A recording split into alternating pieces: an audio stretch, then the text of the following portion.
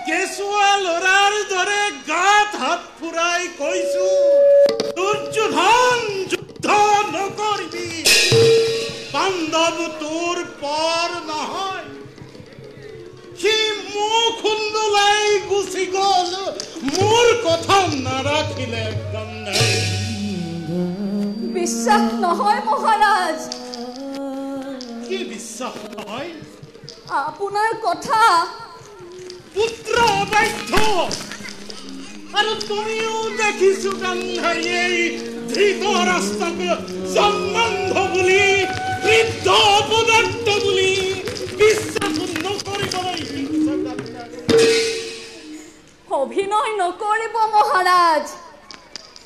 এই কুৰুক্ষেত্ৰ ৰণৰ বাবে কৌৰৱৰ পিতা আপুনিয়ে বেছি দায়ী।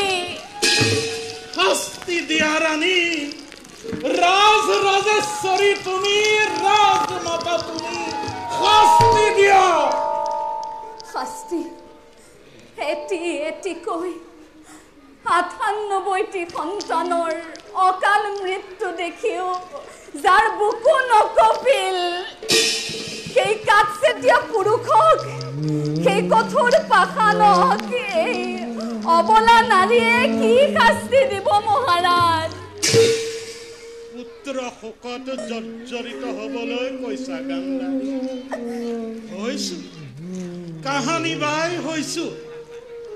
যিদিনা তুমি কৰুণাময়ী মাতৃয়ে নিজ গৰ্ভত ধাৰণ কৰা মোৰ পুত্ৰৰে মৰিয়াই মাংস পিণ্ডত পৰিণত, সেইদিনাই জৰ্জৰিত হৈছো। আজি আৰু অশ্ৰু দুখিবলৈ বাকী নাই।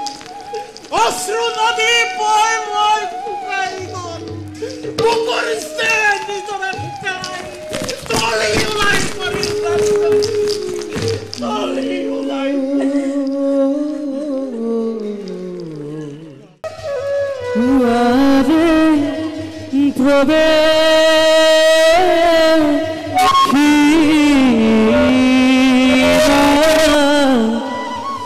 হভাৰ মাঝে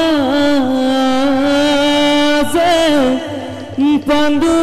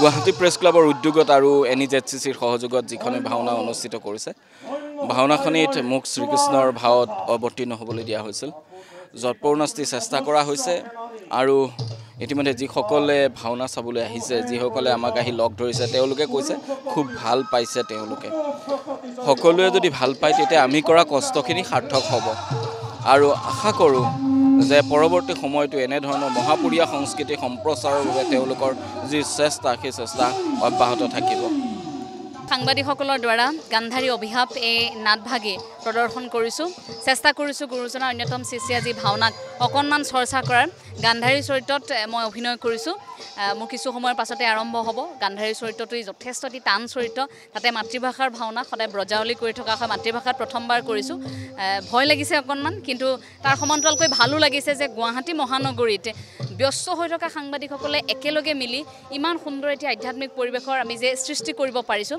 তাতে আমাৰ ভাল লাগিছে আৰু বিভিন্ন প্ৰান্তৰ পৰা লোকসকল আহি ইয়াত আমাক যে আশীৰ্বাদ প্ৰদান কৰিছে আমি সঁচাকৈ কৃতজ্ঞ প্ৰতিগৰাকীৰ ওচৰত আমি ধন্যবাদ জনাইছোঁ প্ৰতিগৰাকীক